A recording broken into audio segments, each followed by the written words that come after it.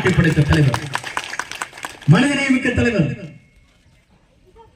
அன்னைக்கெல்லாம் பார்க்கின்ற போது நாம் ஒவ்வொரு திட்டங்களையும் நாம் பார்ப்போம். பேரறிஞர் பெருந்தகை அண்ணா அவர்தான் தொழிலாளர்களே அவர்களுக்காக விழா எடுக்க வேண்டும் என்று திராவிட இயக்கத்தின் தோற்றுவித்த பேரறிஞர் அண்ணா அவர்கள் அதை குறிப்பிட்டார். தொடர்ந்து அந்த பணிகள் நடைபெற்றது. ஆனால் புரட்சி தலைவர் தோன்றினார். தோன்றியதற்கு பிறகு தொழிலாளரை வாழ வைப்பதற்காக என்னென்ன திட்டங்களை தமிழ்நாட்டில் கொண்டு வர முடியுமோ அத்தனை திட்டங்களை கொண்டு வந்தார்.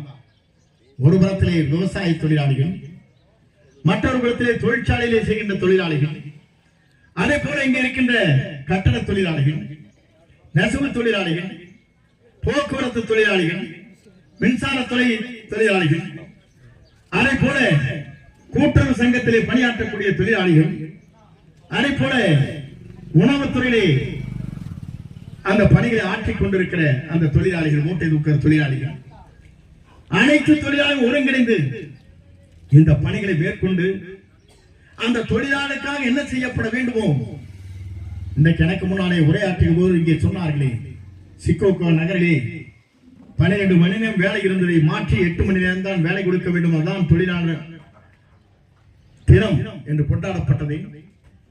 ஆனால் கொண்டாடியது அந்த நாட்டில் அதை வித்திட்டவர் புரட்சி தலைவர் எம்ஜிஆர், புரட்சி தலைவர் அம்மா என்பதை நான் இந்த நேரத்தை கோடிட்டு காட்ட விரும்புகிறேன். ஏன் என்று சொன்னால் அதற்கு முத்தான திட்டங்களை கொண்டு வந்தார். தொழிலாளியுடைய கண்ணீர் சிந்தக்கூடாது என்பதை நினைத்தார். தொழிலாளிக்காக என்னென்ன திட்டங்களை கொண்டு வர முடியும் அந்த திட்டங்களை கொண்டு வந்தார். இங்க அமர்ந்து கொண்டிருக்கிற ஜப்பாருக்கு தெரியும், தமிழ்நாட்டில் வரலாற்று மட்டுமல்ல கம்யூனிஸ்ட் சித்தாந்தங்களை பேசுகிற மேற்கு வங்காளத்தில் இன்றைக்கு இல்லை. 91, 96 5 முறை மேற்கு வங்காளத்தில் முதலமைச்சராக இருந்த அவர் கொண்டு வரவில்லை. 3வது திட்டமாக போக்குவரத்து துறையில் ஒரு வரலாறு படைத்த காலம் புரட்சி தலைவர் அம்மா அவர்கள் 95 பேச்சுவார்த்தை நடத்துகிற போது வரலாற்றை படைத்தார்.